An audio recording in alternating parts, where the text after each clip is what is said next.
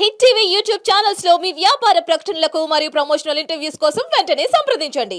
Hello guys, welcome to hit TV. Present మనతో ఉన్నారు తమ్మారెడ్డి భరద్వాజ్ గారు. సార్ నమస్తే సార్.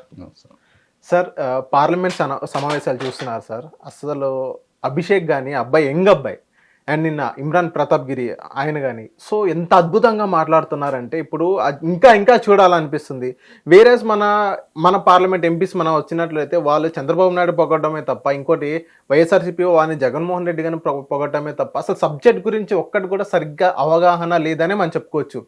వేరేస్ వీళ్ళిద్దరు మాట్లాడే విధానం అసలు డైరెక్ట్గా అంటున్నారు. ఈవెన్ మీరు పేపర్ లేకుండా అయితే మీరు చదవలేరని అభిషేక్ అని అంటే అభిషేక్ కూడా డైరెక్ట్ పిఎం మోడీ గారికి అని అన్నారు. మీరు టెలిప్రాంప్టర్ లేకుండా మోడీ గారు అసలు మాట్లాడలేరు, మీరు ఎందుకు నన్ను క్వశ్చన్ చేస్తున్నారు? ఈవెన్ ఆ పేపర్ రాయడానికి కూడా స్క్రిప్ట్ ఏదైతే ఆయన రాయడానికి కూడా ఎంత ఎగ్జామినేషన్ చేయాలి, ఏది పడితే అది రాసుకొని మాట్లాడడం అయితే అది కుదరదు మనకి. సో వాళ్ళిద్దరు స్పీచ్ చూసిన తర్వాత మీకేమనిపించింది సార్? ఎంత అద్భుతంగా మాట్లాడారని నాకు అనిపించింది, మీకేమనిపించింది? వాళ్ళిద్దరే కాదు, చాలామంది పొజిషన్ వాళ్ళు మాట్లాడారు.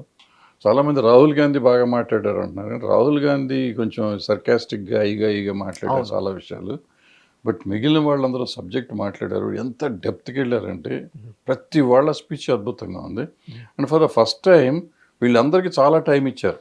అవును, ఇంతకుముందు నిమిషం 2 నిమిషాలు కట్ చేసి మైకులు కట్ చేసి నానా బీభత్సం చేసేవారు. ప్రతి వాళ్ళు మాట్లాడారు. ప్రతి వాళ్ళు ఆయన పేరేంటి స్పీకర్ని సైలెంట్ చేశారు, అపోజిషన్ సైలెంట్ చేయగలిగారు. అద్భుతంగా మాట్లాడారు. ఒకళ్ళు కాదు, ఇద్దరు కాదు, ఎవరు పడితే వాళ్ళు అంత బాగా మాట్లాడారు.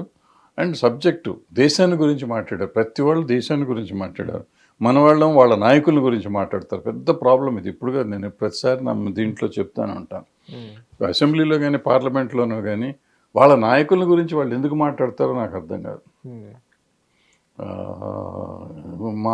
హమారా నేత చంద్రబాబు నాయుడు, హమారా నేత జగన్మోహన్ రెడ్డి, ఇదే ఎక్కువ ఉంటుంది వాళ్ళకి. ఎందుకు ఇప్పుడు పార్లమెంట్లో వాళ్ళ గురించి, పార్లమెంట్ సమస్యల గురించి మాట్లాడుకోవాలి కానీ. సో ఇది ఇక్కడ మన వాళ్ళ దగ్గర ఉన్న ప్రాబ్లం అది. సో వాళ్ళు సొంత డబ్బు మన వాళ్ళ గురించి వాళ్ళు వాళ్ళ నాయకుని ఎప్పుడు చూసినా ఆయన ఇంప్రెస్ చేయాలనే టార్గెట్తోనే మాట్లాడుతున్నారే తప్ప అన్న రాష్ట్రం గురించి కానీ లేకపోతే ఏదైనా సబ్జెక్ట్ గురించి కానీ బడ్జెట్ గురించి కానీ దాని గురించి కూడా ఎప్పుడు మాట్లాడిన పరిస్థితి ఉంది. సో ఇప్పుడు అలాగే రామ్మోహన్ నాయుడు మాట్లాడేవాడు, చాలా బాగా మాట్లాడేవాడు. ఇప్పుడు మినిస్టర్ అయిపోయాడు కదా. అవును, బట్ ఆయన మాట్లాడినా కూడా ఆయన మళ్ళీ చంద్రబాబు నాయుడు గారిని ఒక 2 నిమిషాలన్నా పొగిడేవాడు. అవును, అంతకుముందు కూడా చాలా బ్రహ్మాండంగా మాట్లాడడం, లాస్ట్లో అది కొంచెం వేసేవాడు. ఇప్పుడు అసలు దీంట్లో ఉన్నాడు కాబట్టి మాట్లాడడానికి అవకాశం లేదు. ఈవెన్ అభిషేక్ కానీ ఇమ్రాన్ ప్రతాప్ రెడ్డి గారు కానీ ఆయన కూడా స్పీకర్ని కూడా సైలెంట్ చేసే పరిస్థితి మనం చూసాం. వాళ్ళిద్దరే కాదు, మీరు చూడండి, ఇంకా చూస్తామండి, మీరు ఓపిక ఉంటే చూస్తే దాంట్లో దగ్గర 10 మంది ఉన్నారు ఎంపీలు. 10 మంది ఎంపీలు, పెద్ద లెంగ్దీ స్పీచెస్. అండ్ ఒకళ్ళకి పొంతన ఉండదు, అంటే రెప్యుటేషన్ ఉండదు. అద్భుతం అనమాట. దాని మీద ఆడుకున్నారు వాళ్ళు. అవును. సో ఇప్పుడు ఒక 10 years తర్వాత ఈ సిచ్యువేషన్ అనేది చూసాం మనం. ఇంత డ్రామాటిక్ చేంజ్, ఇంత సబ్జెక్ట్ మాట్లాడడం అనేది పార్లమెంట్లో ఇలాగే చూసాం. సో ఎందుకంటే మోడీ గారికి అక్కడ తగ్గింది అండ్ అపోజిషన్ బలం బాగా పెరిగింది. ముందు కూడా మహిమా మైత్రా గారు మాట్లాడేవారు, ఇద్దరు ముగ్గురు ఇంతమంది అయితే లేరు. ఇంతమంది అయితే లేదు. ఇప్పుడైతే ఒక మంచి పార్లమెంట్ మనం చూస్తున్నాం, ఒక సబ్జెక్ట్ గురించి మాట్లాడే విధానంగా.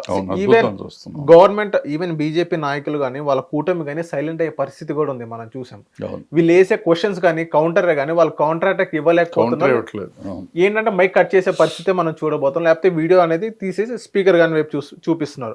సో అదే చూస్తున్నామే తప్ప వాళ్ళు ఏమి రియాక్ట్ అయ్యే స్పందన అయితే మనం చూడలేదు. ఇలాగే కంటిన్యూ అయిద్దా sir parliament, next upcoming parliaments ఏదైనా కానీ? చూడాలి, అంతే అవుతుంది. ఎందుకంటే ఇప్పుడు జరుగుతుంది కాబట్టి డెఫినెట్గా బాగుంది.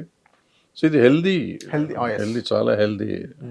నిన్న రాహుల్ గాంధీ చెప్పాడు కదా, 2 బిల్స్ మేము పాస్ చేసి తీరుతాం ఈ టర్మ్లో అన్నాడు. అపోజిషన్లో ఉండి ఆ మాట చెప్పాడంటే డెఫినెట్గా హెల్దీ ఇది జరుగుతుంది అనమాట. అంటే నేషన్ వాంట్స్ దిస్ అంటారా? According to you? Definitely nation wants ఈ కల్చర్. ఏదైతే కావాలి, ఇది కావాలి. లేకపోతే ఈ డబ్బా కొడతాం, సెల్ఫ్ డబ్బాలు కొడతాం, మోడీ గారిని పొగడతమే ధ్యేయంగా పెట్టుకుని పార్లమెంట్ నడవటం, ఇవన్నీ కరెక్ట్ కాదు. మోడీ గారే కాదు, ఏ ప్రధానమంత్రులను పొగడటానికి కాదు మన పార్లమెంట్ పెట్టుకునేది. మన పార్లమెంట్ పెట్టుకునేది ప్రజా సమస్యల గురించి చర్చించుకుంటాను. ఈవెన్ అసెంబ్లీ పెట్టుకునేది ప్రజా సమస్యలు, ముఖ్యమంత్రిని పొగుడుతానికి కాదు. సో మనం ఆ కల్చర్లోకి వెళ్ళిపోయాం మధ్యకాలంలో. ఫర్ ద ఫస్ట్ టైం ఇప్పుడు బడ్జెట్ స్పీచ్లో కానీ ప్రెసిడెంట్ గారి అడ్రస్ మీద కానీ 2 చర్చలు అద్భుతంగా జరుగుతున్నాయి. సో ఇంకోటి ఏంటంటే రాహుల్ గాంధీ ఆంధ్ర రాష్ట్రం గురించి ప్రస్తావన తీసుకొచ్చారు.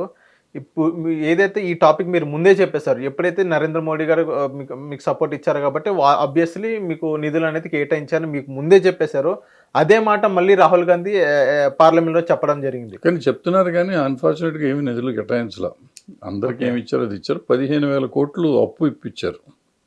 ఓకే, ఇక్కడ ఎక్స్ట్రా ఇచ్చింది అప్పు. పేర్లు చెప్పారు, మనకు ఉన్న అటన్నిటి పేర్లు, బీహార్కి కానీ ఇక్కడ కానీ పేర్లు చెప్పారు కానీ ఎంత డబ్బులు కేటాయించామని ఎవరికి చెప్పలా. పోలవరానికి డబ్బులు ఇస్తా ఉన్నారు, మనకి ఎంత ఇస్తామనేది చెప్పలా.